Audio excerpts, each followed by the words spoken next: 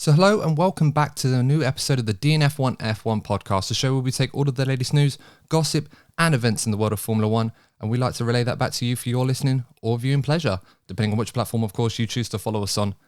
And guys, it is the third episode of our new little mini-series that we've started during the summer break where we talk and celebrate women in motorsport. And for this summer break, we've decided to focus on women content creators. And we're really excited to have a very special guest with us who has achieved so much in such a short time.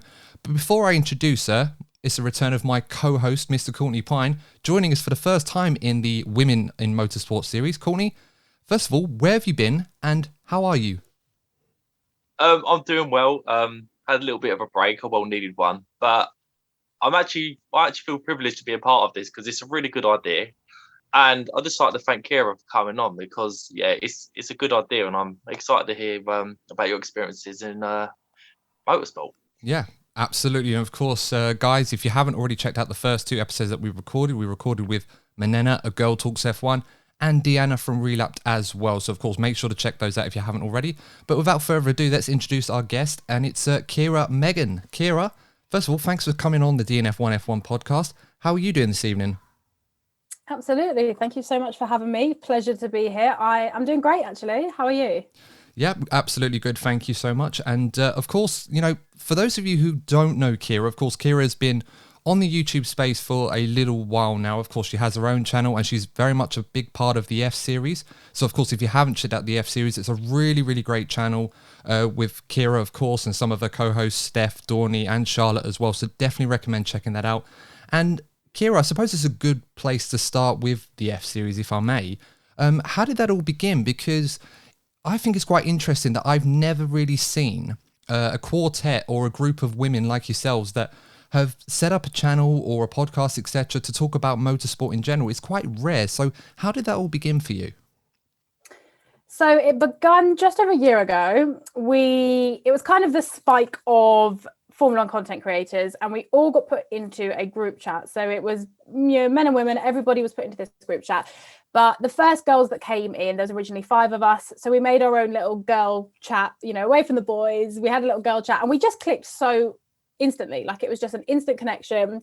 And then it was around the time that Alonso got re-signed to Renault. So we were like, right, should we just do a video about this? We literally, the next day we hopped onto a Zoom call. If you look at the first video, which is on my channel, it's horrific quality. We just uploaded it. We were like, what should we do? I had a couple of cars around the side. It was not great, but we just had a chat about Alonso coming back. And from then we thought, right, what should we call ourselves? What should we do?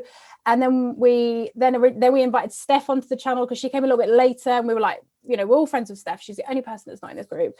So then Steph joined us, and we then started just talking everything about motorsport that we could maybe think of that might be interesting, stuff that we all want to talk about. We started rotating it between our channels, and then in January we thought it doesn't make sense for us to keep doing this. We need our own channel. So from January we had the F Series channel, and every Friday we upload another video. Sometimes we do games, sometimes we do serious talk, sometimes we do predictions. So it's just so fun to be with a group of girls that we are genuinely friends with. Like, we talk to each other non-stop, probably too much, and we get to work together, we get to have fun together, and that's just kind of F Series. We just thought, let's have a chat about Alonso, and it went from there. I mean, that sounds fantastic. And I like the way that you mentioned, obviously, it's a friendship group. You all just come together to start talking about Formula 1 and think, hey, this could actually be a good show. We should do something like this. And I mean, to be honest, it's risen quite emphatically. I mean, you guys have got nearly 1,500 subs in such a short time. You're doing really well. And I've checked out a few episodes and I think it's great. So I definitely recommend, for those of you who haven't checked out the F Series, definitely check them out and give them a subscribe as well. Let them know that I'm actually a subscriber. You are? No, I'm one of the OGs. You're the OGs. Wow. A special shout out for you next video. Well, this is I'll remember that. Yeah, this is quite a big moment for you, Courtney, because obviously you get to meet meet an idol, I suppose, if you like, or not too. Oh, God. Yeah, that's it. I've completely embarrassed. Keep it humble, Adam. Keep it humble. I'm trying. I just couldn't find the right word. You know when your mind just turns to mush? Comes out. Yeah, that's the first thing I could think of, Keira. So, take that for what it's worth. I'll take it. But it's obviously a really great concept. And as I said, I like the friendship element to it because we can relate. When we started the channel back in, I think it was February last year, Courtney and I have known each other since our school days that long ago. And I think Formula One and motorsport in general was kind of one of the big foundations our friendship was based on. And obviously we decided eventually we should do something like this.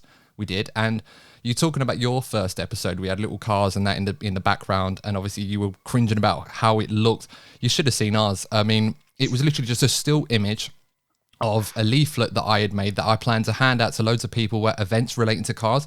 And then the pandemic hit. Adam, I still have 1,000 leaflets in my locker at work. Yeah. Oh, 1,000 leaflets. Yeah, we printed so many, and the pandemic hits was like, great, we're not going to be able to turn up and hand people leaflets because they'll think they've got COVID on them. So, yeah, they'll be like, no thanks. Well, it'd be one way to remember us, although I'd never endorse that kind of thing. But yeah, it was just really awkward at the time. Unique. That's unique. A little bit. Yeah, I mean... I've not seen that one before. No, and hopefully never again by the sounds of it. But yeah, it's just... they're stuck in his locker. Gathering dust. Yeah, God knows where mine are. I've got like a few thousand more. I have no idea where they are. I'm going to have to dig them out at some point. But yeah, obviously, you know, it's a fantastic series, the F series. So definitely recommend that, guys. But I mean, obviously all four of you all have your own channels. So, I mean, is there an ultimate goal for the four of you collectively together? Something perhaps like the women version of the Sidemen, for example? Or do you all have your own aspirations? We do take a lot of inspiration from the Sidemen, actually. I think we always, obviously, the Sidemen are the lead UK YouTubers. I don't think there's any question about that. Yeah. And they're always, you know, one step ahead of everybody else. So we always look at what they do and we think we could put an F1 spin on that. And that's how some of our kind of game related videos come about. We actually look at we basically steal it from the Sidemen, no. But we do think of what they've done and we thought we could easily make this a bit like more motorsport related. But I mean, we've all got individual goals, definitely. You know, Dawny is into law, Steph is into presenting, me and Charlotte are into more like social media type of things. So we've all got individual aspirations, but we all still share the same aspiration with F series. And I think we're quite good at multitasking. So we're quite good at having aspirations for different things. We've got the individual aspirations that we want to do for ourselves and our careers, but also we know that there's a great thing going with F series and we want to build that up as much as we can. So in terms of F series, we just want to try and get our name out there as much as possible. You know, me and Charlotte work on the social media side of things. So we try really hard on our Twitter to push ourselves out there, you know, do things that is going to get people's attraction and then, you know, roll on from there onto the YouTube channel where Dawny and Steph will edit them. So we've got a really good system going with the four of us, and we haven't got any like main goal. We just want to push our name out there. We just want to break barriers and we just want to have fun, really.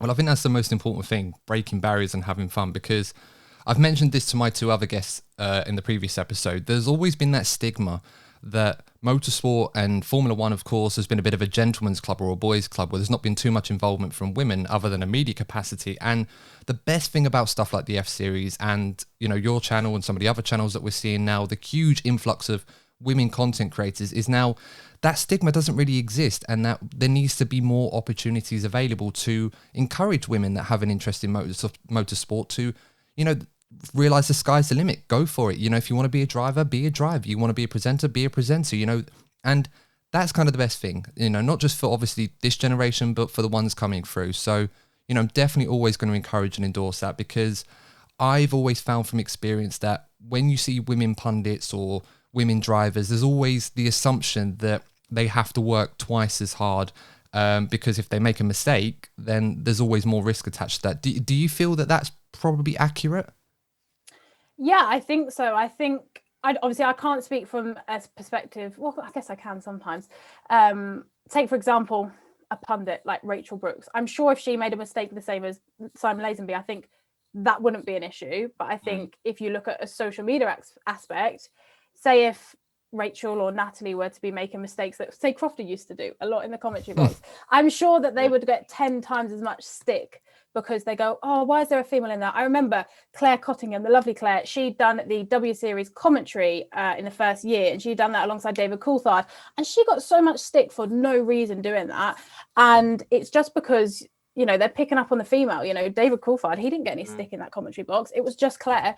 And, you know, there is still that stigma around it. And obviously we see it more because we're on social media. That's something that we're on every single day. So you do definitely see it. But I mean, I don't know about more, because obviously I feel like I am one of a couple of female content creators, but I never knew of any before me, basically. So it's not like I can be like, oh, well, I looked up at that person, I knew that they had stick, because I never saw any other females, I think, apart from like Jess, who was with WTF1 at the time. So it's difficult for females, but I think as long as you're headstrong and you carry on doing what you're doing, then they'll end up getting bored and they'll find something else to moan about.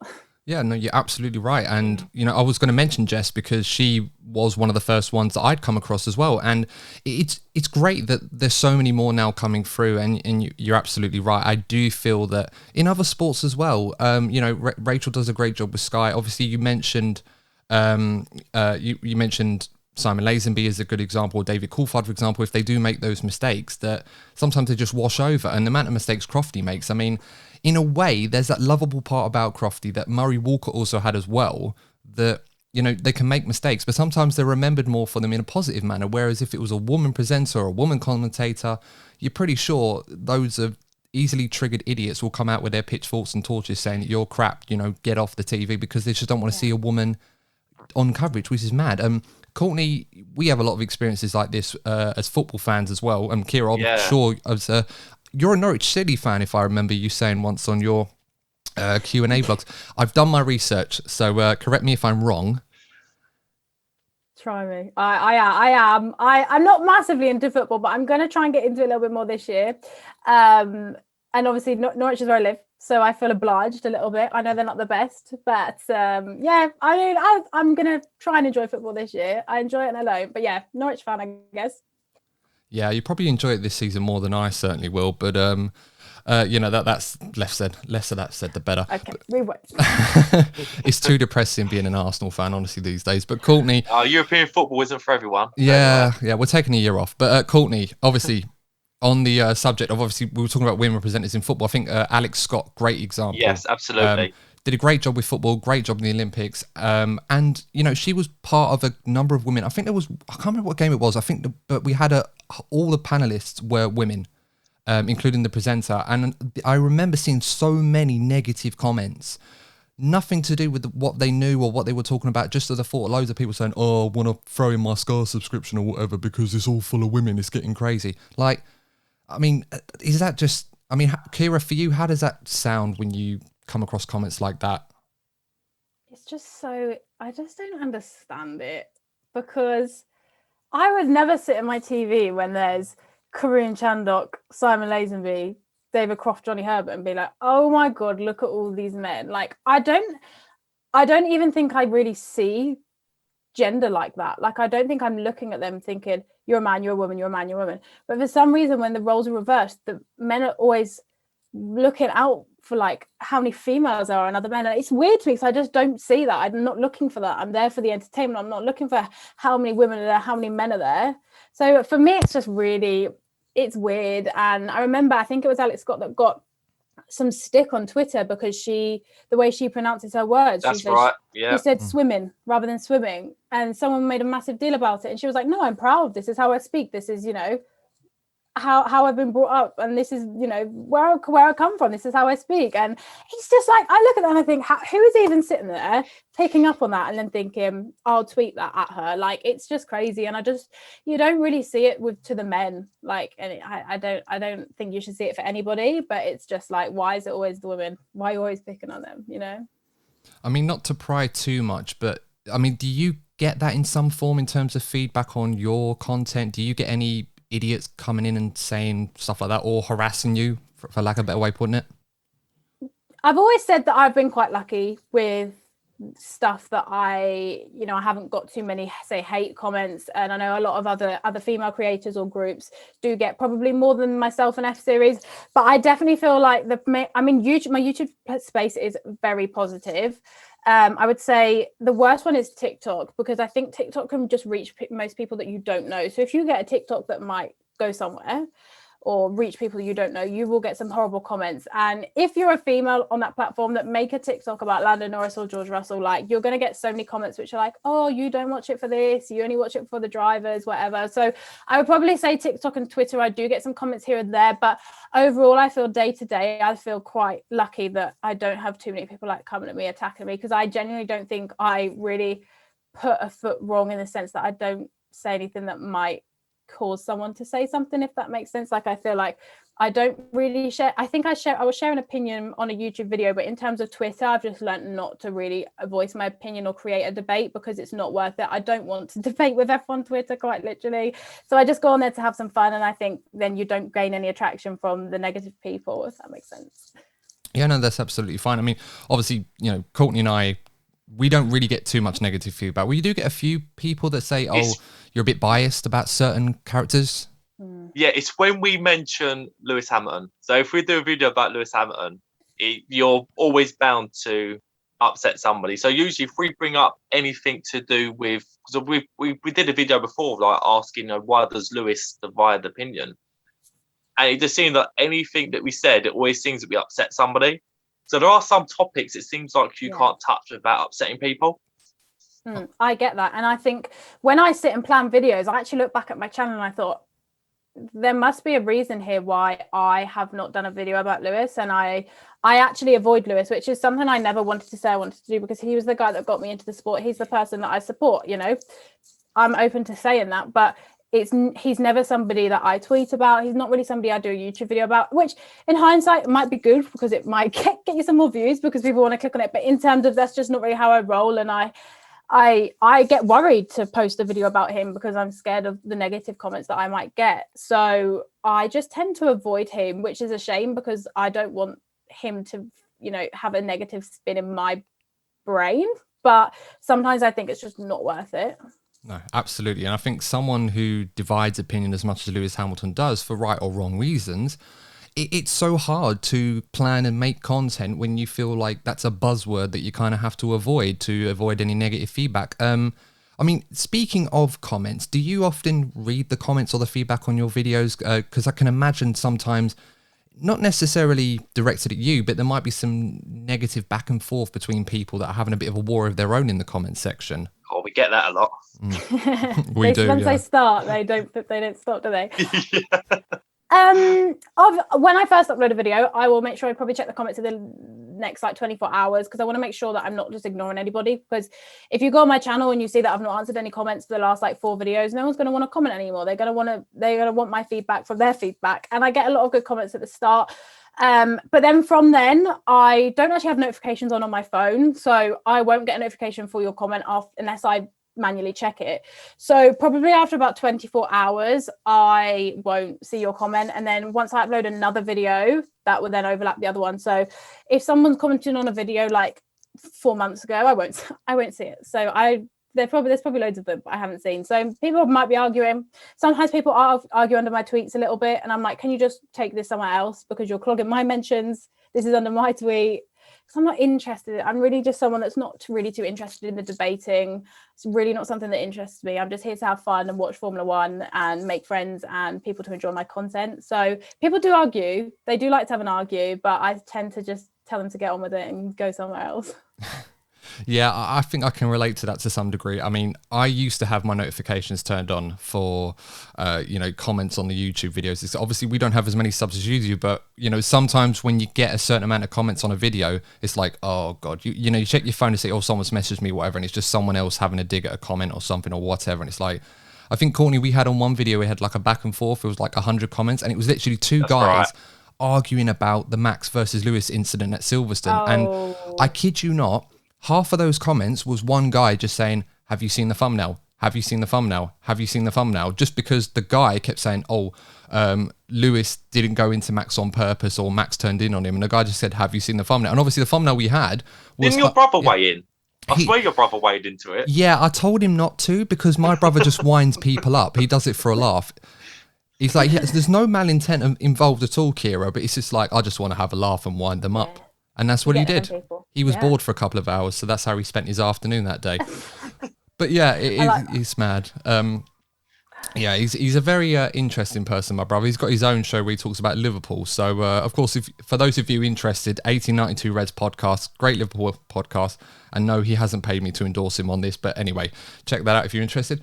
But obviously, with your channel, Keira, I'm quite interested to sort of learn about how that all began, because am I right in saying that it originally wasn't a motorsport channel? It was to do with beauty products or a beauty channel?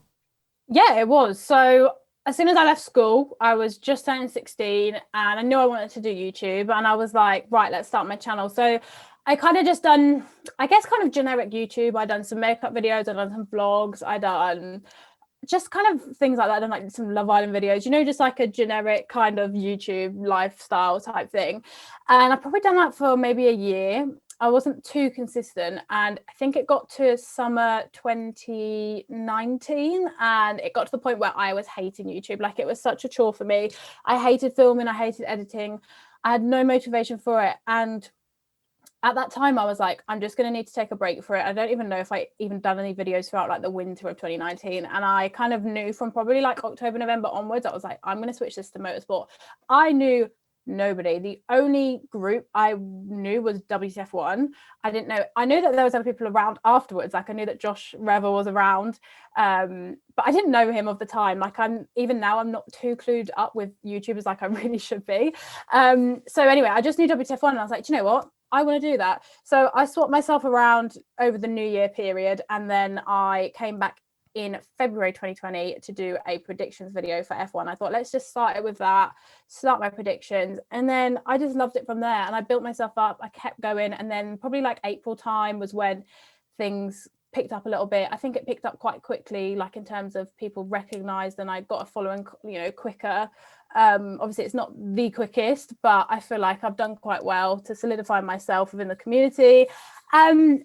And yeah, I've just kept going till then. And there's never a point where I've thought I'm bored of this now, which is crazy to me. Because with how I felt before, I was like, maybe I'll feel like this again. Like, maybe I'll get to a point again where I'm like, I don't want to do this anymore.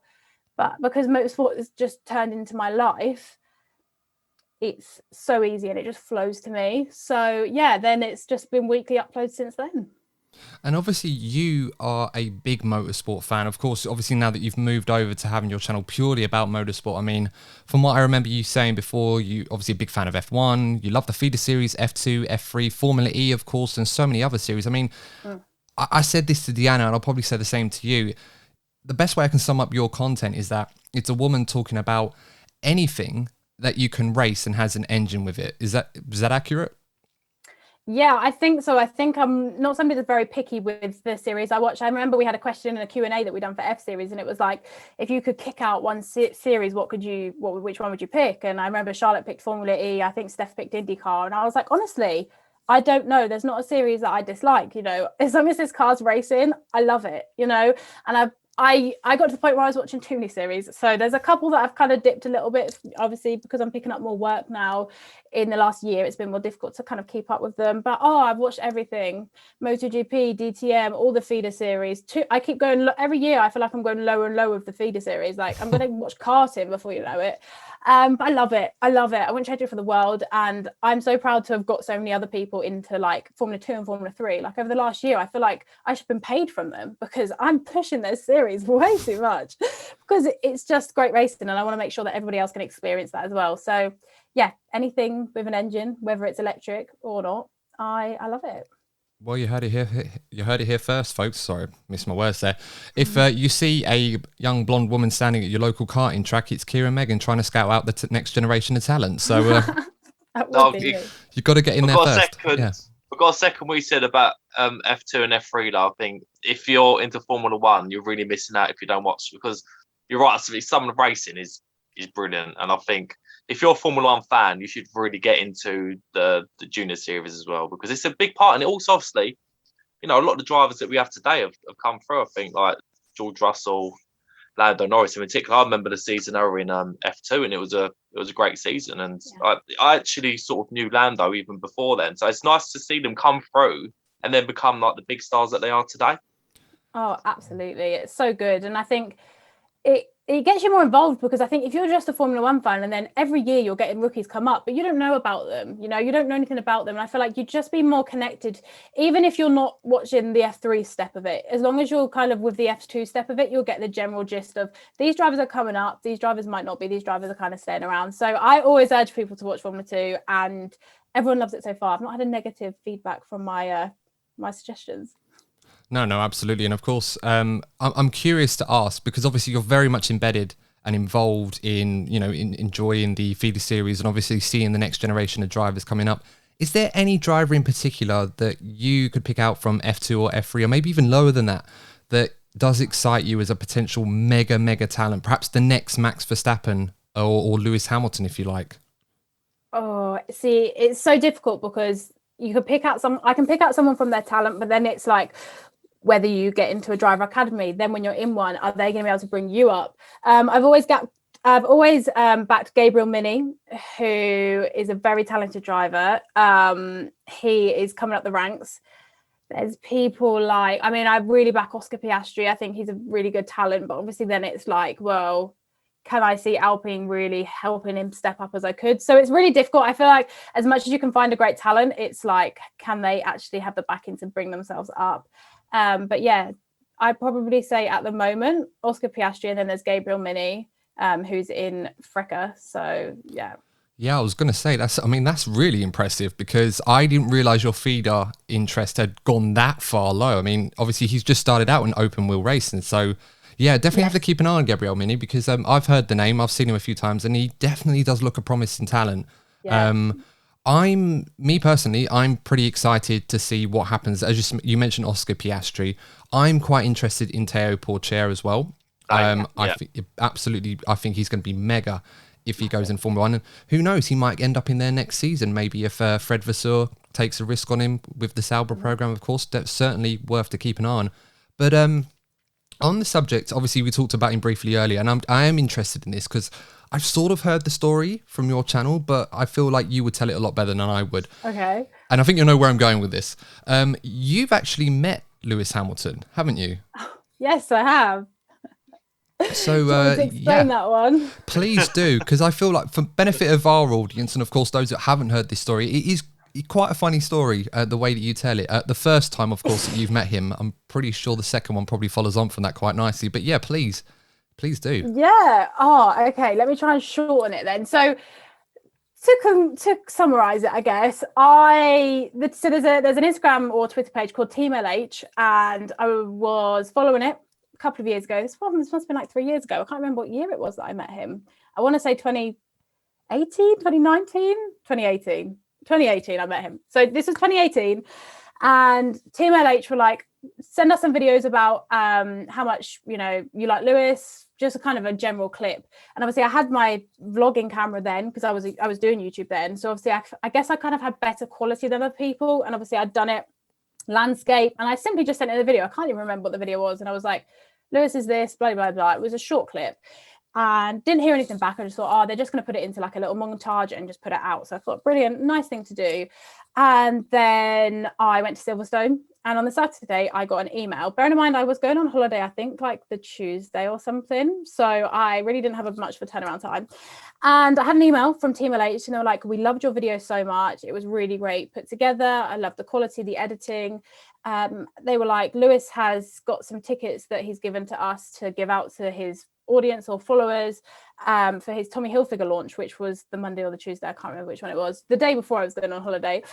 So he was like, they were like, I would love for you to go, sorry it's short notice. So I don't know whether I was a second choice here or whether they were just giving them out late, but I didn't mind at that point. I was like, right, I need to get out of Silverstone, I need to then go home, then I need to get to London. It was quite a bit of a stretch, but I thought, no, I'm definitely going to do this. So then the Monday or the Tuesday, I made my way down to London. I went with my uncle. I was really not sure what to expect. I was like, I don't know how many people are going to be in this Tommy Hilfiger shop. I don't really know what this launch is going to be. Obviously, I knew about the clothing line. I knew about what he was doing, but I didn't know what to expect. Got a lovely wristband, went in, and we waited for ages for him. Like, I just remember kind of standing around, feeling a little bit out of place because it was very posh.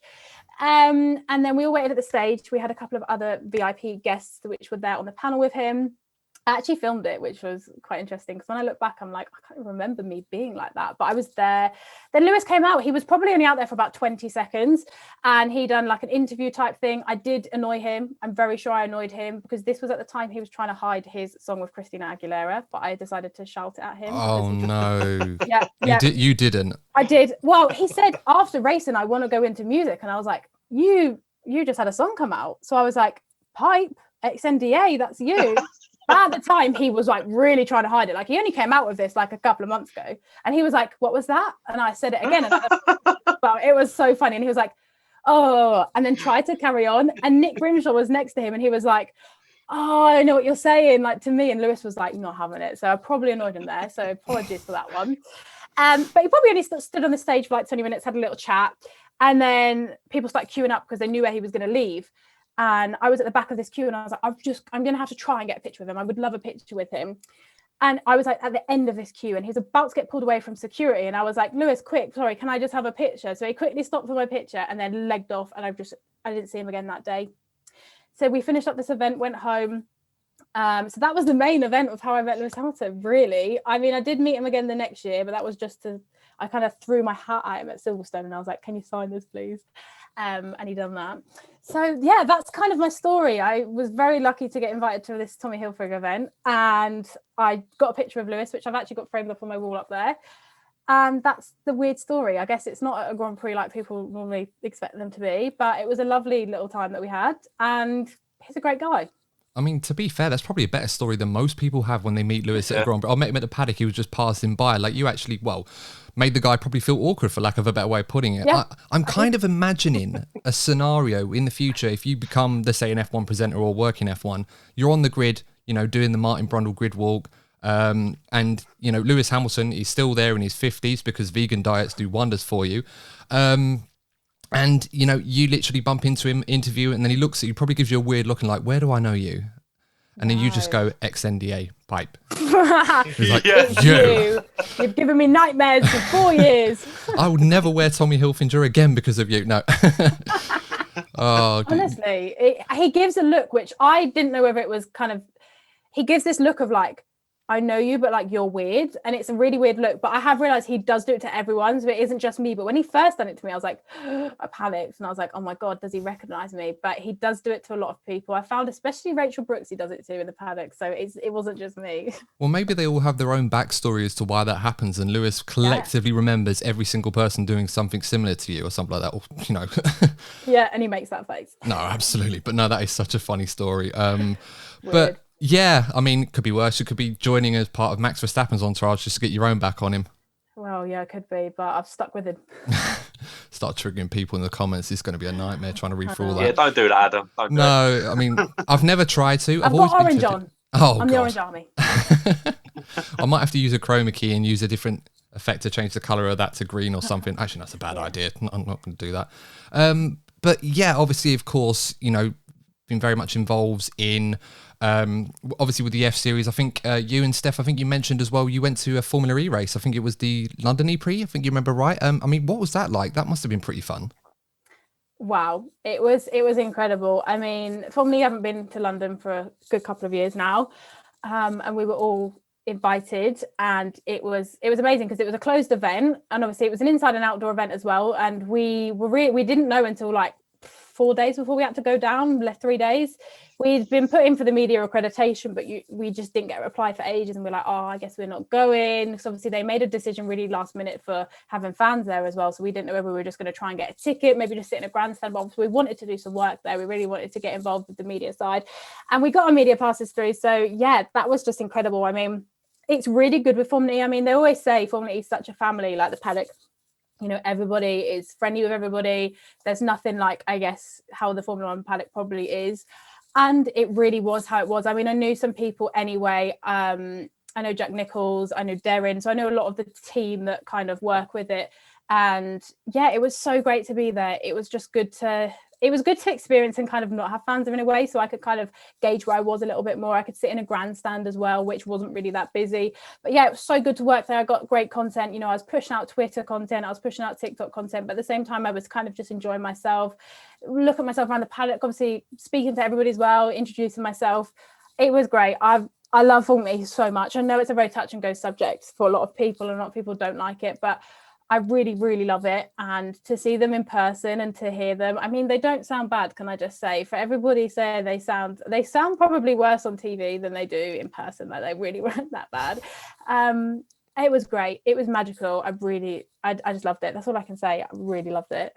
Well, I can imagine that, obviously you're listening to the drivers in, so many interviews that they have to do all the time. And sometimes they're not the best timed considering what goes on during the race. And well, obviously what you hear on team radio, of course, nobody's going to sound overly excited or overly happy to talk to someone if their race isn't going well and they're trying to concentrate doing the speeds that even they do at Formula E, which is, you know, I think that has to be said, because I think a lot of people get a negative opinion. I mean, if we all thought that way, then why would we always love and appreciate someone like Kimi Räikkönen, who from someone outside Formula One, you'd think, oh God, he doesn't sound like a fun person. Yet I would absolutely love to interview Kimi, just because it would be the shortest interview ever, but it'd be brilliant. Yeah, it would. I mean, the drive, I mean, when we went to the media pen, we had, you know, full access to interview them. I was the camera lady while Steph interviewed. And to be honest, the drivers don't want to be there. I can say that now. They don't want to be there. They'll stand chatting to each other. They'll turn their backs on you. Like, they don't really want to be there. But once you get one of their attention, they will answer you. They'll give you some good answers, you know, and they were really good. They were really comfortable. They were just chilling, walking around everywhere. There's no, like, again, there's no barriers between them. I think because it's not as high profile as Formula One. They don't walk off, you know, on a scooter or have 6 bodyguards or whatever, you know. They're just walking around. They're walking to, like, behind this pen, and it was great to interview them. And, you know, we tried to pick the drivers that maybe had a good race, but, you know, you can tell the ones that were more emotional because they don't want to speak to you as much and they look like they're in a mood. But again, I would be that emotional too if I'd had a bad race. But yeah, overall, I think once you get talking to them, they were really, really good, and they answered all Steph's questions. So yeah. Were there any highlights or any in particular that you enjoyed meeting or talking to when you were there? I think, I love talking to all of them. I'm really bad with picking, like, who I like talking to the most. I think they were all really great. I think Antonio Felix da Costa, I think, has a really warm energy around him. There's something about him that just felt very comfortable. I think another highlight for me was doing a hot lap. I'd done a hot lap. I was sitting in the media center, just finished practice. I was editing a TikTok. And lovely Anna, who is head of comms, she was like, do you want to do a hot lap? I was like, okay. So I went around with the safety car driver, and that was crazy, because I think you don't realize how fast they're going until you're actually in the situation. And my God, my stomach was going like upside down and inside out and everything. And the lap was over before I knew it, but it was great. And it was good to go around the track, seeing what the drivers go through. So they're probably my main highlights, but just having a good time and spending time and seeing what it's like to maybe work in Formula E one day or experience the paddock, you know, I think all of it was just a very good weekend.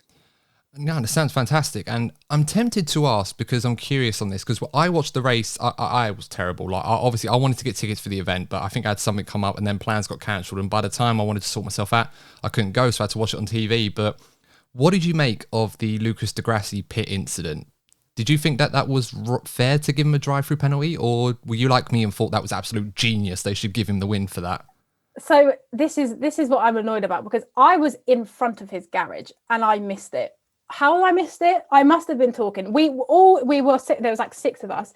We were all in front of his garage. We didn't see this man do this. And bear in mind, I was in the grandstands opposite the pit lane. We just missed him do it. So then we looked at the TV screen and we're like, oh my gosh, what's he just done? How is he P1? We must have been having a little natter because it was a safety car and we didn't expect him to do it.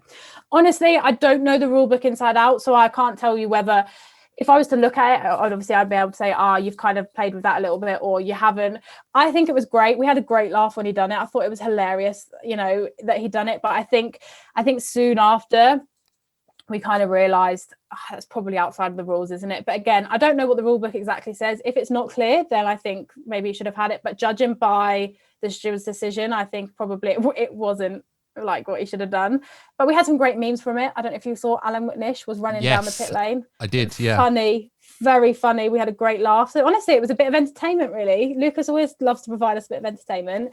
So I don't really have an opinion. I guess it's whatever the stewards say and whatever's in that rule book. But it was entertainment. Yeah, I think my personal favourite meme I saw from Alan McNish running down, because as soon as I saw him do it, I thought someone is going to go out there on social media and write, babe, I can't come over. I'm managing Formula E. Oh, my parents aren't home. And then you got Alan McNish just running down the paddock. That's the one I expected as soon as I saw that, because it's written for you. So funny.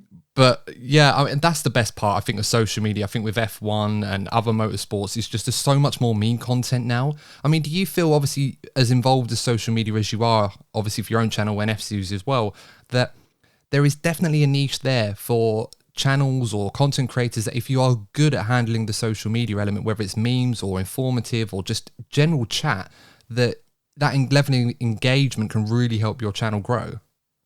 Massively, absolutely massively.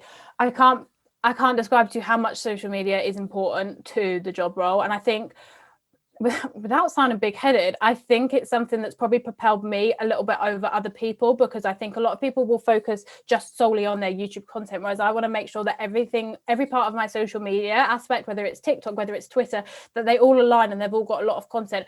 I go as far as to say I'm on Twitter too much now. I think I got into it a little bit too much, but it's great because now I feel like I've built myself a platform up on everything. And I think there's some YouTubers that I know of in the community, they've got like 30-40k subscribers, but they've not even got 1,000 Twitter followers. I would rather know that I've got a platform everywhere and that I've got a genuine following, whereas I don't just want someone who's seen a video once maybe because it's popped off and someone subscribed but they've not really came back since. It's just adding up the numbers. I want to make sure I've got a platform, whether it's lower than other people, I don't mind, as long as I've got a solidified amount of viewers.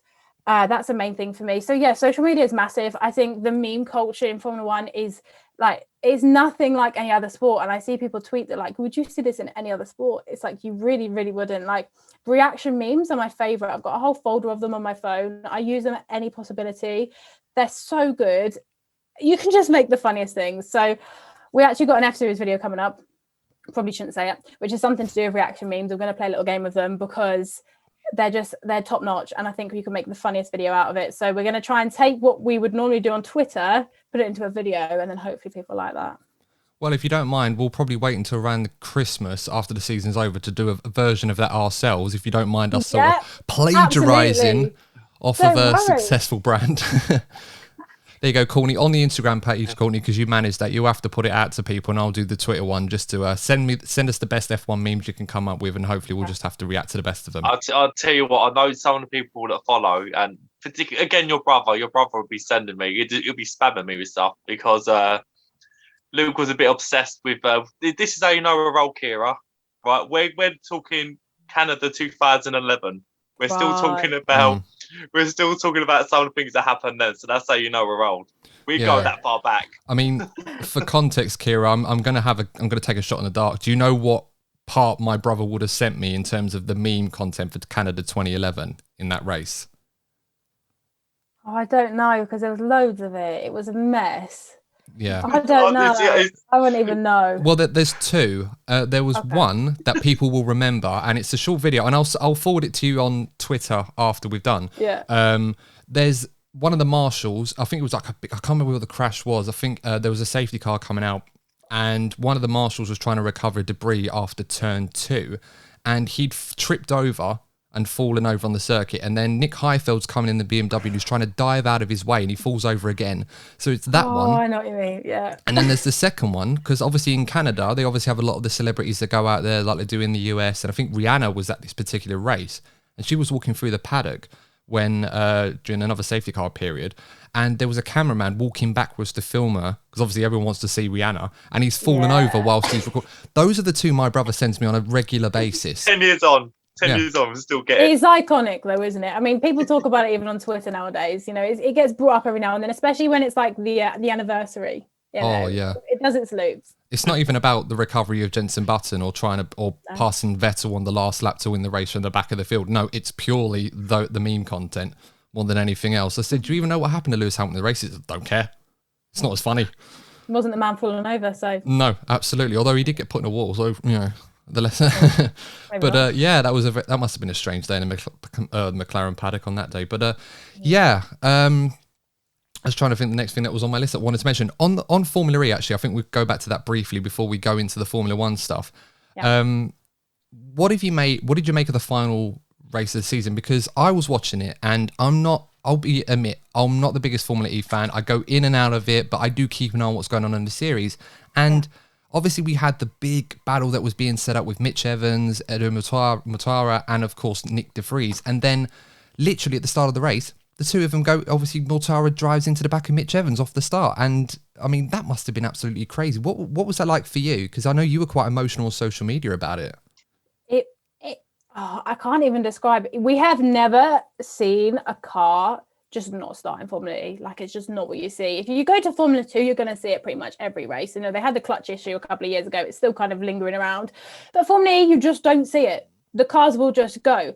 So to have Mitch Evans stall at the start, I just remember seeing it and I was like, oh my God. And then like 2 seconds later, someone's into the back of him, and a lot of the liveries look very similar this year for Formula E, and I was thinking, oh my gosh, is that who I think it is that the Venturi? And it's just, I can't even describe to you how weird it is to think that that's the two people that were in for this championship the most. Like, I love Nick de Vries and I back him, but I think that this was Mitch's probably to get. So to see that happen was just, I just can't describe it. I've never seen that before. Obviously, we see chaos in Formula E, but I think because we've never seen it so tight to the end of the championship like this before, it's like the only two drivers that were involved were the ones in the championship. So that was crazy. And then to see Jake Dennis I think he must have had a car issue. I haven't actually seen any like final review from BMW, but to see then a couple of laps later Jake Dennis into the wall, who was the one that probably then might have taken the title, it was the worst luck for them guys ever.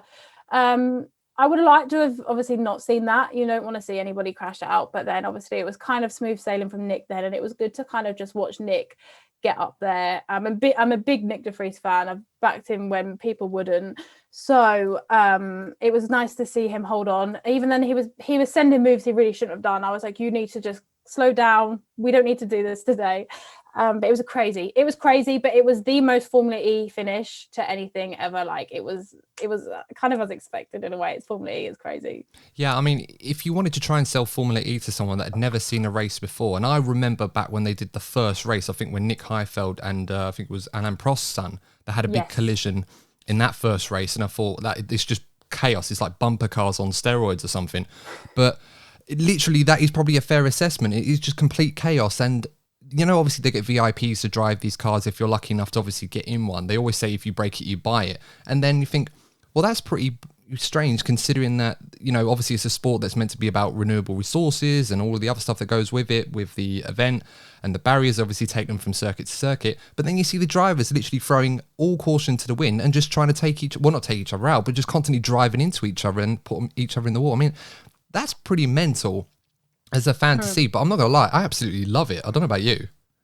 Yeah, it's great. It's kind of like it's that series. Like if that series was like Formula One, then you'd just be watching the same thing twice. It's quite nice to see a series which is a little bit silly in a way. But yeah, they don't care whether their front wings touch the back of the other car. And I think if you look at if you get damage on a Formula One car, it will affect everything about your car. Whereas in Formula E, it's not as crucial. So you are able to get that a little bit closer. You're able to touch each other. You're able to have that contact because, you know, you could be running around with half a broken front wing or front nose, whatever, but you kind of drive fine. Like you just do in Formula E. Nothing really can affect your car. The amount of times we see a wheel cover off doesn't matter. So I think that's kind of why they know that they've not got too much, you know, things that could go wrong. But yeah, I mean, the amount of cameras they must break in like front noses and rears, like the cameras break every single weekend in every single car. It must be very expensive.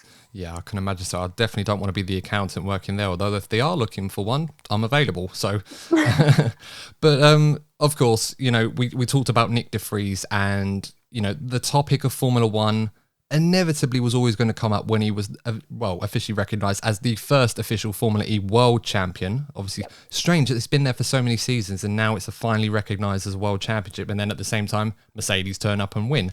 You know, nothing ever, some things always stay the same. But Nick de Vries, Formula One, of course, he had a great F2 career, F2 champion a couple of seasons ago.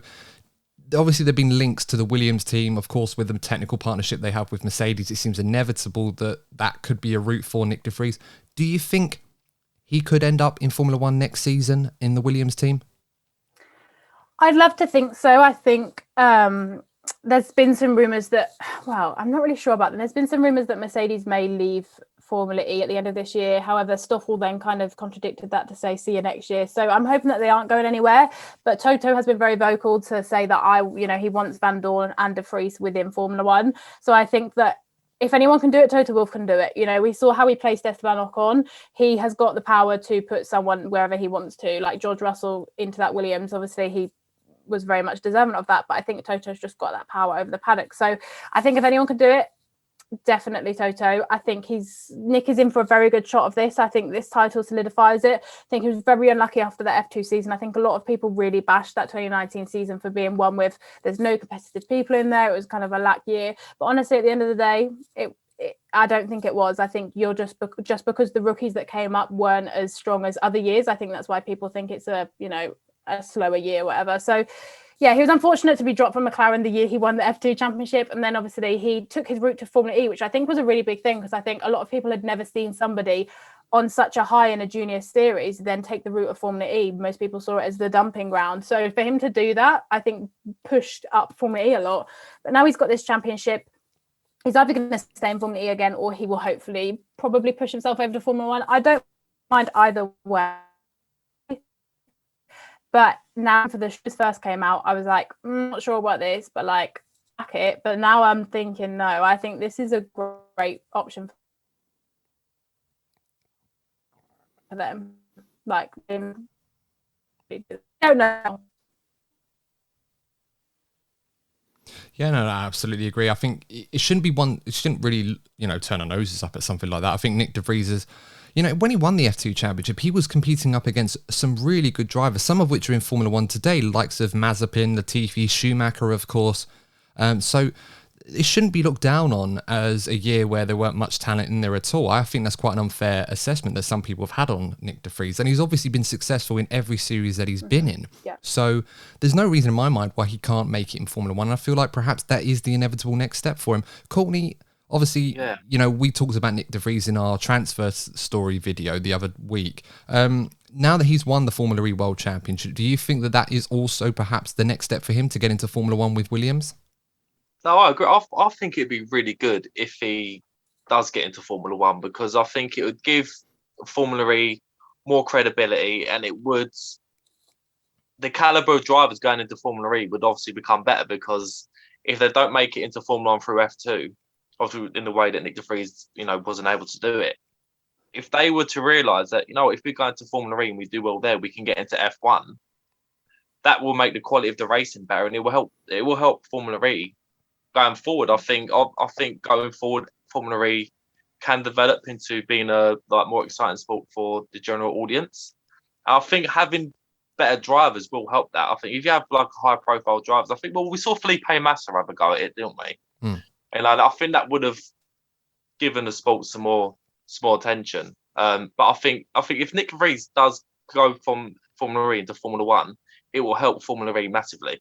Yeah, absolutely. I think it needs a story like that, because I think, as you said, Keira, you rightly said, Formula E is definitely not a dumping ground, but it's also probably fair to say that Formula E has not had the best of times when losing a driver, say, like Alex Albon a few years ago, who was meant to be in Formula E. And of course, he went to Toro Rosso when that happened. And a few Formula One drivers that have dropped into Formula E have been drivers that have either lost their drive and have had a long career, or they just want to do something in their older age. So obviously, Formula E needs a story like someone like Nick De Vries winning the championship and then going into Formula One, as if it could potentially be not necessarily a feeder series, but a series where drivers can go into if they feel that they still want to go into Formula One, and then eventually do well there, and then of course impress suitors in that sport as well. But obviously on the subject of Formula E, I should probably ask, what are your thoughts on, because you mentioned Mercedes potentially might be leaving, but of course Audi and BMW also pulling out as well. Is that something that Formula E should be worried about long term, or do you feel that perhaps this is more down to some brands who perhaps just don't, or are not necessarily in it for the right reasons? They're more concerned about the marquee market exposure that they probably thought Formula E came with? Yeah, it's really difficult to kind of pinpoint. I've not looked into too much as to what Audi's reasonings were or BMW's, but I think it's quite good that Andretti are staying, so they're going to carry on as BMW basically, so that's kind of good. It was a big shock, I think, when we saw Audi's name pulling out. Audi have been there, word go, and they are one of the people you think of when you think of Formula E. So it's a shame, but I don't think it should affect the series. Obviously the Mercedes thing, if that's still looming, that's going to be a big thing, but I really hope they don't. It was from Motorsport, which obviously are very credible. But obviously let's hope that doesn't happen, because I would love to see Mercedes stay. I think when Mercedes and Porsche came in, it was like, wow, this championship's really, kicking alive. And now 2 years later, it's like, everyone's leaving. I don't really know the ins and outs of it. I've kind of purposely not really looked at it. But I just hope that, Audi stepping away doesn't affect anything, and maybe another team might come in. You never know what other teams might want to step into this championship. So it's a shame that Audi are leaving, because I do love them, but it's what it is. We see it in most. Yeah, no, I certainly hope so. And I think what's important, obviously, there are some potential suitors looking at joining Formula E. We've heard stories about McLaren in the past, perhaps expanding into that. Even Ferrari have even mentioned that they might be interested in going to Formula E. I think what it's important is how it relates to the road car industry, and obviously how their brand can be attributed to that. And I think Ferrari are probably thinking that, well, we can try it, but it's only going to be if we need to put our cars in something. So I think Mercedes are doing a great job there. I really hope that they don't decide to pull out, because I think their brand and the size of it, because of their success in Formula One, that I think is obviously the stock has risen massively. It's important to have figures like that in the sport to help Formula E continue to grow, because it is growing. It's by far from the finished article, but we have seen tangible progress from Formula E since where we were in season 1, when people were mocking it as like Sky Electrics on steroids, pardon the pun, but it's so much better than that now. As long as they keep the chaos, I'm all for it. But I'll keep the chaos. But on the subject of Formula One, because I'm quite intrigued to get your thoughts on this season so far, Keira. But in terms of the overall landscape for women in motorsport, do you feel that overall that's improved for women in terms of access to Formula One? I think so. I think there's a lot of routes that are, coming about. I think the FIA Girls on Track thing that they're doing is really good. I think they're pushing it a lot with schools. I think F1 are doing, F1 in school. That's been really good.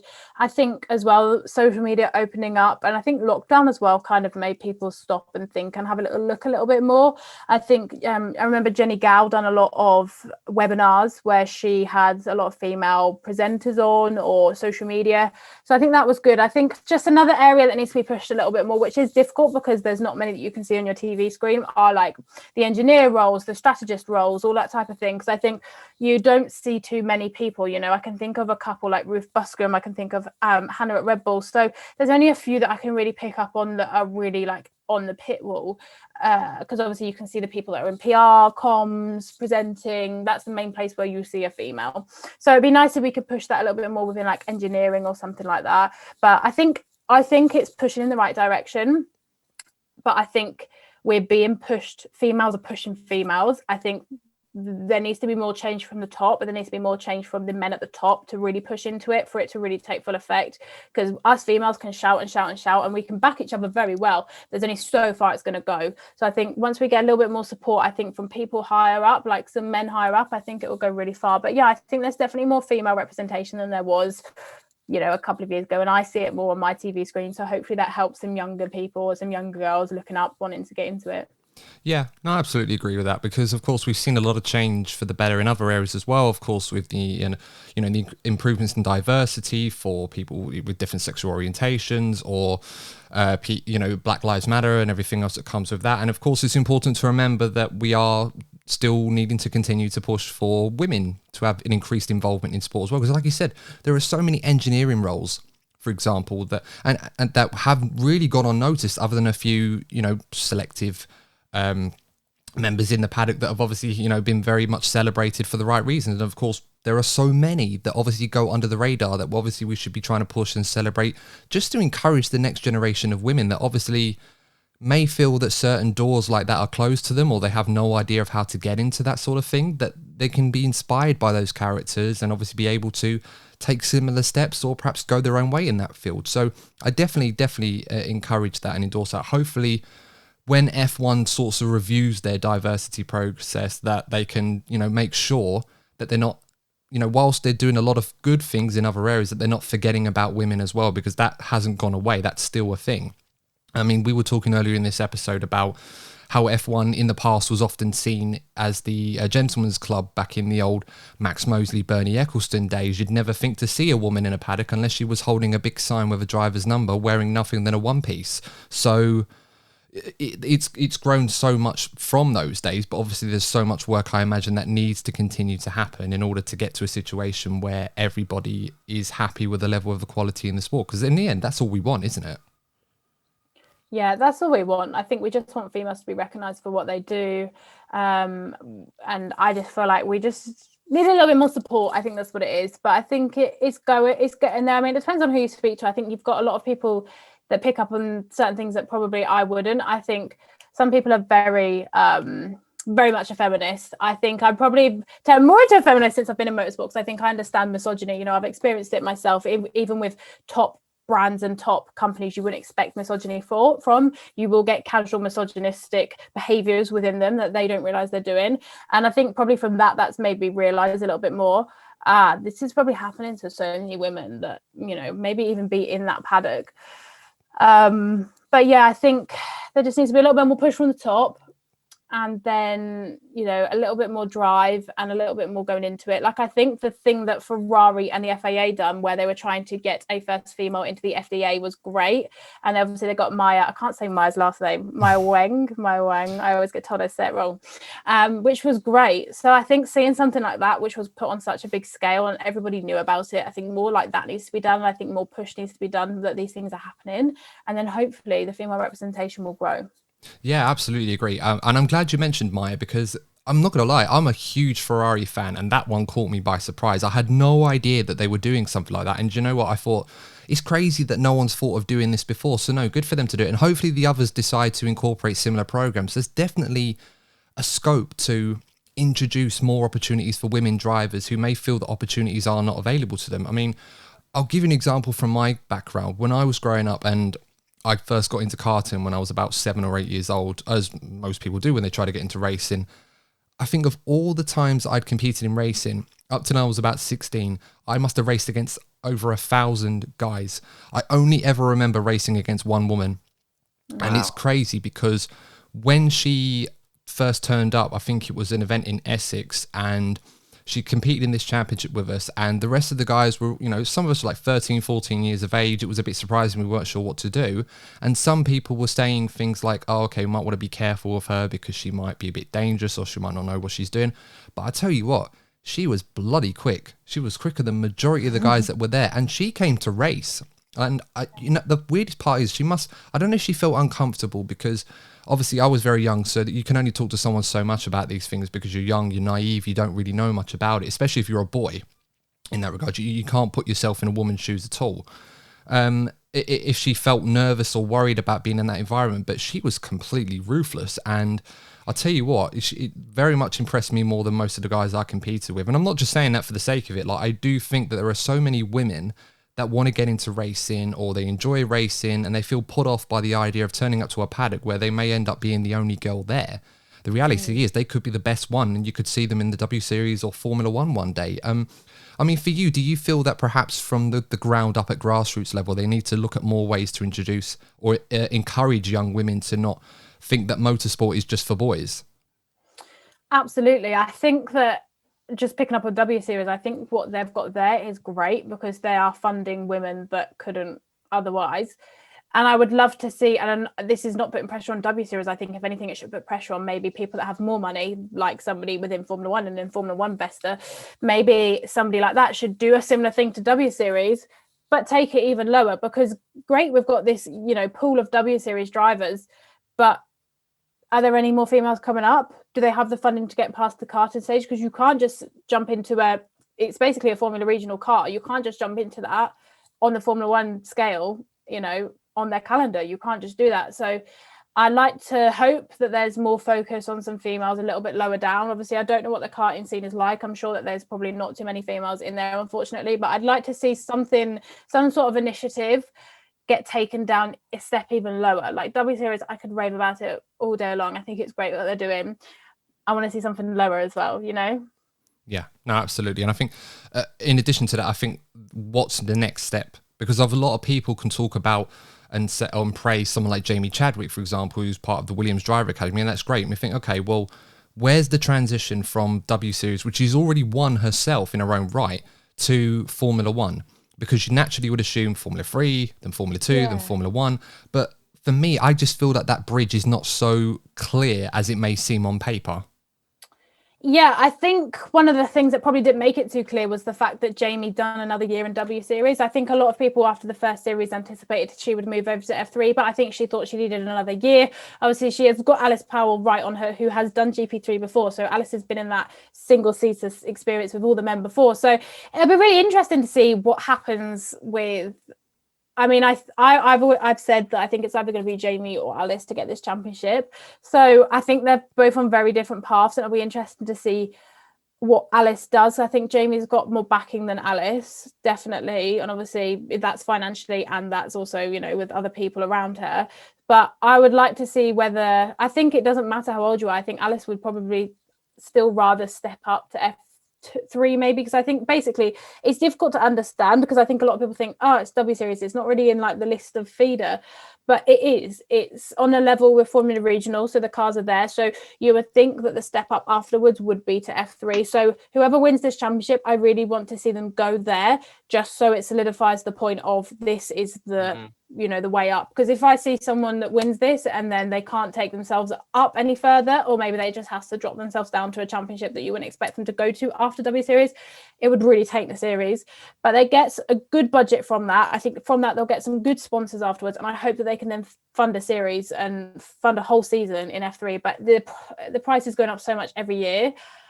It's difficult. It really is, because they're still going to have to find so much more money afterwards and so much more sponsors. So as much as W Series gives such a good amount of money, comparing it to how much you need, it's quite difficult. Yeah. No, you're absolutely right. And I think Josh Revel did a really, really good video illustrating the cost gap between getting to karting versus getting to Formula One. You need millions and millions of pounds that a lot of these drivers don't have, especially the women drivers, because they haven't got the brand exposure or the opportunities that a lot of the male drivers have. Courtney, you made a good point the other day to me, just in general. Like, you said to me that the W Series obviously is doing a lot for women in motorsport, but the biggest fear is that if we don't have a woman driver in Formula One in the next decade or so, it could just be seen as a series that is just to keep women happy in motorsport, rather than actually give off that there is a drive and incentive to move women into sport, into Formula One. Do you still feel that way, or do you feel that perhaps there are other opportunities for them elsewhere? I think the fact that it's become a part of the race weekend, I think it's definitely a great step forward. But getting a little bit deep here, I think the biggest problem I've always had with Formula One is that I feel it is an elitist sport. It always seems to be. It's not primarily about talent. It's always about, you know, rich relatives, you know, funding from an early age. And I think that we've missed out on so many talented people from various different backgrounds, whether it be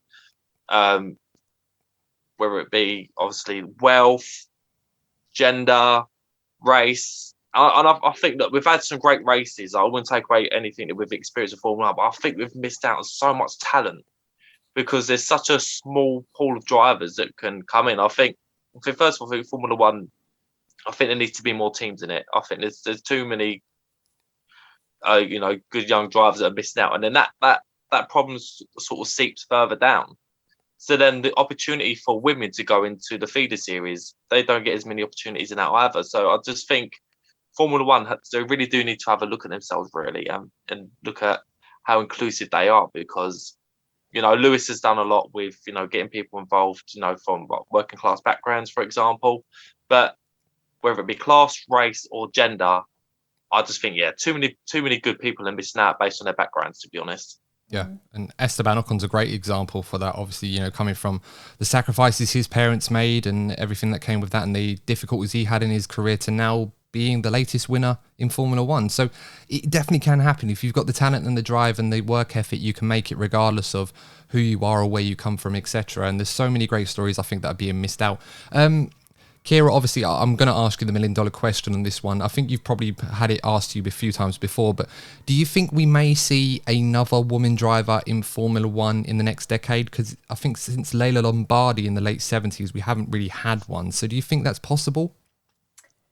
I think if any time is right, it's now. I think the W Series stage is really good, but again, the answer I'm going to give is it depends on whether the female can get the money, and that's literally the only thing it's going to come down to. Because I could pick at least half of the grid on W Series, which I think could easily make them way up in terms of their talent. There's so many drivers, especially this year compared to 2019. There's even more talent. So I would love to say yes, but it's whether they can get the backing, and it's whether they can get the support from Formula One to make themselves up. But in terms of talent, yes. But in terms of every other aspect that seems to come into motorsport, it really depends on the people. And that's the problem, isn't it? That's the problem. Yeah, absolutely. I mean, we've had a couple of women drivers compete in Formula 3 and Formula 2. I can remember Tatiana Calderon, Sophia Flörsch, very, very good drivers who did more than just hold their own against their male counterparts. They did a really, really good job in those series, representing women, of course, but they did have some level of support to help them get there. And I think that is important. As you said, Keira, they do need that financial support that almost every single driver that has gotten into Formula 1 has had one way or another. They've all got their own story. And women do need that as well, absolutely agree. And who knows, we may see a huge influx of that, which will allow a generation of women like Jamie Chadwicks and Alice Powell to end up in the Formula 1 grid. I don't think there's a doubt of their talent. They just need to have an opportunity to prove their worth. And that is the critical factor.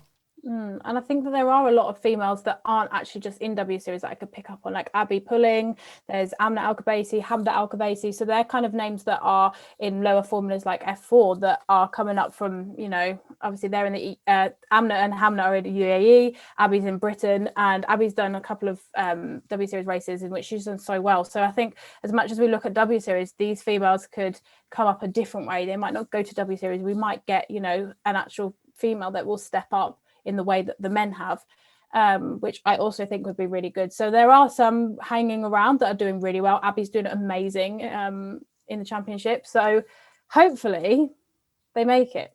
Hopefully one of them makes it at least. No, absolutely. But there are other avenues if they want to pursue them, like IndyCar, like be the next Danica Patrick, or like what Abby Eaton did. She was obviously the team race driver for the Grand Tour, which I don't think a lot of people knew until they revealed that who it was. And they thought, oh, hold on, I like watching a W Series race and I recognise her from the Grand Tour. And it's like, the talent is there.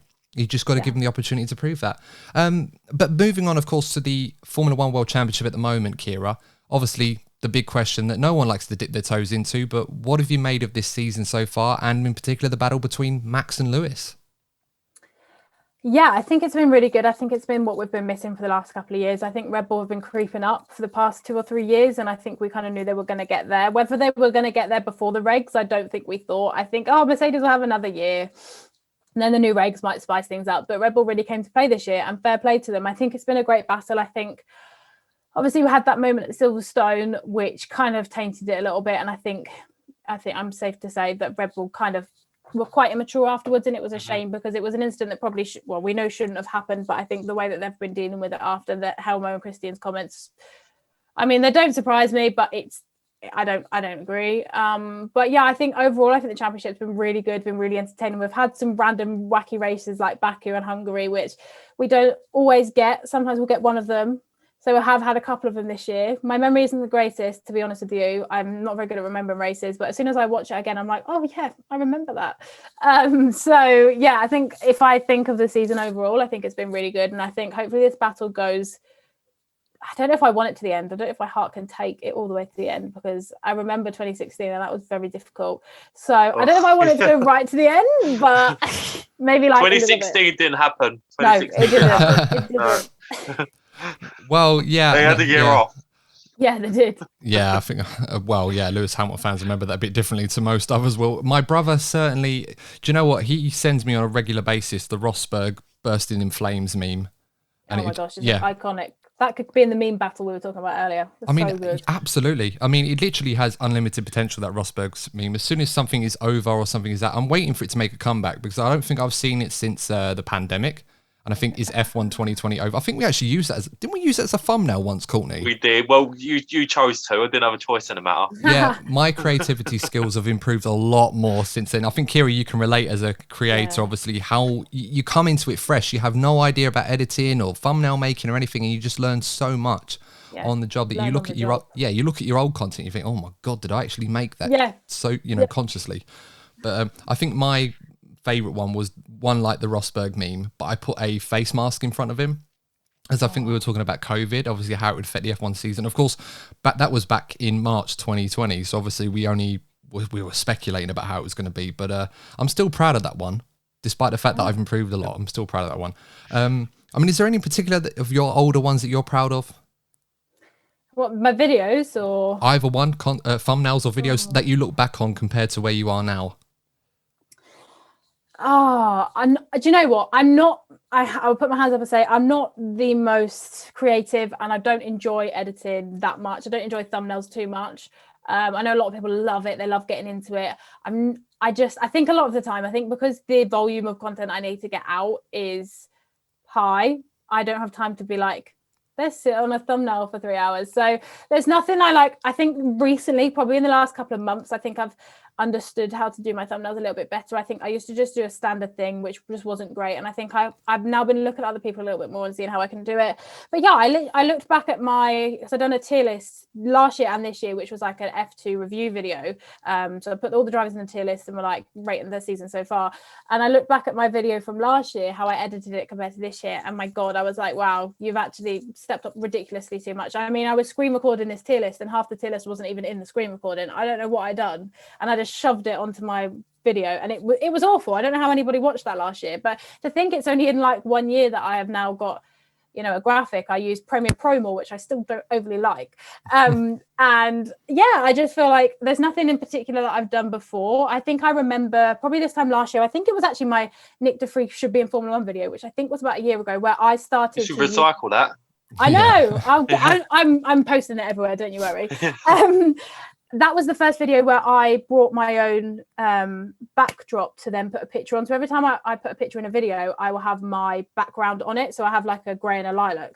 And I think that was the first video I used it on, and I was using more graphics. And I remember that one and I was like, this looks so good. Why have I not done this before? So I think that's probably the pinpoint for me where I started editing a little bit better, a little bit more professionally, and a little bit more forward focused and a bit more my brand, because I want to make sure everything matches. That's like a big thing for me. I want it to look like, that's Keira's. So that's probably the thing that I pinpoint the most. But I think it's just been a progressive thing. It's like you're getting better. You're still not quite the best. I'll put my hands up, but it's okay.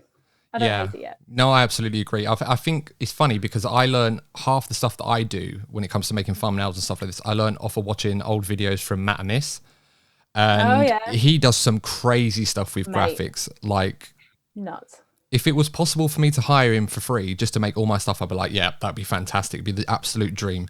That's great. But yeah, he is really next level on that stuff. But obviously, with the Formula One stuff, just going back to that briefly, of course, obviously we talked about Lewis Hamilton and Max.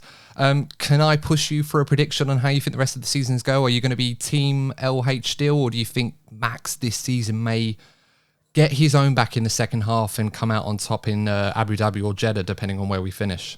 Yeah, I mean, what people have got to remember is Lewis Hamilton will always shine at the second half of the season. So hopefully that form stays. I'm a Lewis Hamilton fan. I'll back Lewis Hamilton for the championship. I've always said that after he gets his 8th, I then don't care who wins afterwards. And obviously we're not at the 8th yet. So I am still backing him this year.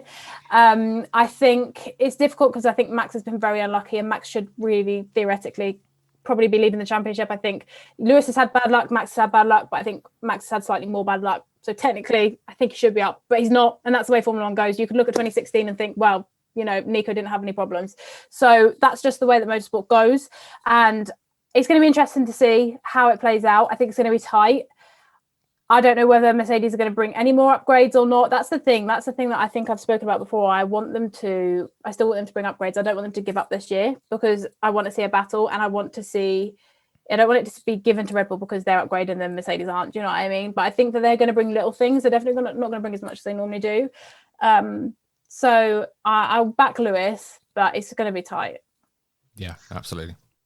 Yeah, I must say, I reckon the next couple of races is going to be interesting because Max has 2 home races. Effectively, they're going to be out in force in Belgium. No, we're going to Yeah, Belgium, then Belgium, Zandvoort. Belgium and Zandvoort. Yeah. Yeah. Yeah. So I think the next 2 races are going to be critical. I think Lewis is going to get a lot of stick. I just hope the Dutch fans behave because I remember a couple of years ago when Lewis had a high-speed crash at Spa, and the Dutch fans were cheering. And I think that's a little bit unsavoury. So I'm hoping that they do behave. I think one of the promoters for the Dutch Grand Prix is actually like asked for them to behave, and I really hope that's the case because I think like it's good to have the rivalry, but I think like sometimes when we see in football, this goes that step too far. And I have seen with Max's fan base a couple of times they have gone too far with it. So I am hoping that they do behave when it comes to the next couple of races because you want to see that battle, but they I don't know. Some of them just seem to take it a bit too far sometimes. Yeah. Absolutely. Yeah, well, that's sport for you, unfortunately. There are always going to be those that go a bit too extreme. I mean, I've got no problem sometimes with people cheering when a driver makes a mistake, but when it results in a high-speed crash like that or something, you don't want to see, then there's a limit because no one wants to cheer for someone that's had a 250-kilometer-an-hour crash or something crazy like that, or no one wants to endorse the level of abuse that Lewis Hamilton got after the British Grand Prix, which was completely unfair and has no place in the sport. And as you pointed out, Keira, even though Red Bull were considered the victims in that incident, it was hard to be on their side after the way that they reacted, and hopefully they will think twice about that in the future.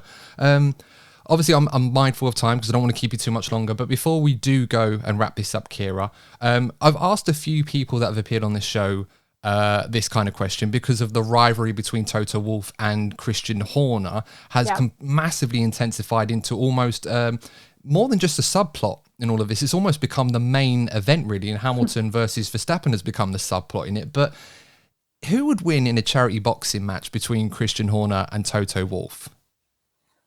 I think Toto's just got the reach and the height on him, I think Christian would just have to go for like body shots, but I think Toto could probably could get him. So I just think Christian's just so much smaller than him, so I don't think he's really got a chance. So I would say Toto Wolff, probably. Sorry, Christian. No, do you know what? No one has said Christian Horner. I mean, I tried to say he might have a bit of like a Rocky Marciano kind of vibe to him, where he just sort of like just keeps going a bit scrappy-do like. But I remember asking Matt Gallagher this, and he just said to me like, clearly Toto. Have you not seen him when he was benching in the gym on Drive to Survive? I'm like, I know that would terrify me, let alone what Christian would do. But I'm sure he'd have a go. I'm sure someone out there will think Christian Horner will win. I'll just have to keep asking the question until someone does. Keep going. No, what happened is if Christian Horner was to lose, he'd keep on complaining until the result was overturned. That's what he'd do. He'd go to the stewards straight away. We'll just say, Christian, it's for charity, calm down. And then Dr. Helmut Marko, but oh God knows, I don't even want to get into He'd get involved. I mean, he'd be on the referee team, and he'd be like, Toto, you're out straight away. I'll be like, it'd be like Rocky and Mick back in the old. That's got to be well, that could work. I mean, I don't know if Rocco's still on the team at Red Bull. I have to find out, but no, it's absolutely crazy. I mean, we'd have to say it's for charity just to get them to calm down or something like that. I mean, I can't remember if you guys remember back when COVID was first a thing, and Dr. Helmut Marko said that he reckons Max Verstappen and Albon should get COVID just so they'd build up herd immunity from it. I'm like, I didn't know that. That's crazy. He said all the Red Bull juniors. He said, let's put them all in a camp, give them COVID. I'm like, should we do that, really? Should we? Maybe we should put you in there instead. Oh, God. Imagine what that would do. Oh, he'd probably love it. Yeah, I mean, I've heard of training camps of running up mountains and everything else that comes with it, but that is a completely new one. So, he certainly comes out with some interesting quotes, Dr. Helmut, and he's certainly a character if I've ever heard of one. But of course, before we wrap this up, Keira, for those that haven't seen your content or the F series, where can our followers find you? So you can find us mainly on Twitter and on YouTube. YouTube is just F series and will come up, or my YouTube is just, you can put Keira Megan in or Keira Megan F1. Twitter, we are at F series __, and on Twitter, I am at Keira Megan F1. Same as my TikTok, and then my Twitch is Keira Megan XX, and so is my Instagram. So I've got two variations, but the main ones are my YouTube and my Twitter for Formula One content. That's a lot going on there. No wonder you turned your notifications off. I know. But guys, of course, if you're too lazy to do any of that, we will put the link in the description for Keira's channel and the F-Series in the description below. So make sure to check them out. And of course, make sure to like and subscribe to their content. It's really, really great stuff. I definitely recommend it. But of course, Keira, thank you so much for appearing on the show. It's been an absolute pleasure talking to you. No worries. Thank you very much for having me. It's been a pleasure. Yeah, absolutely. And of course, guys, unfortunately, that is the final episode of this mini-series that we're doing. So please let us know if you are enjoying us interviewing and talking to some women content creators in motorsport. We will definitely want to continue this series going forward when we have a bit more gaps in the F1 calendar. But of course, our next episode is going to be focusing on the Belgian Grand Prix preview. Of course, we're going to be back for Formula One next weekend. Of course, this episode, when you hear it, will be out on Sunday. So we do not have long left to wait until our favourite drivers and cars are back on track. Until then, guys, as always, if you have enjoyed this episode, please like the video and consider subscribing to the channel. We're very close to 500 subs, so if you can help us get there, we'd really appreciate that. And of course, if you are following us on your major podcasting platform, whichever one that is, please make sure to like, give us a follow. And of course, if you can give us a 5-star review, if you're going to do it, might as well do it for this one, because this has been a fantastic episode with Keira. And until next time, guys, stay safe. Thanks for tuning in. And we'll see you in the next episode of the DNF1 F1 podcast. Take care. See you soon.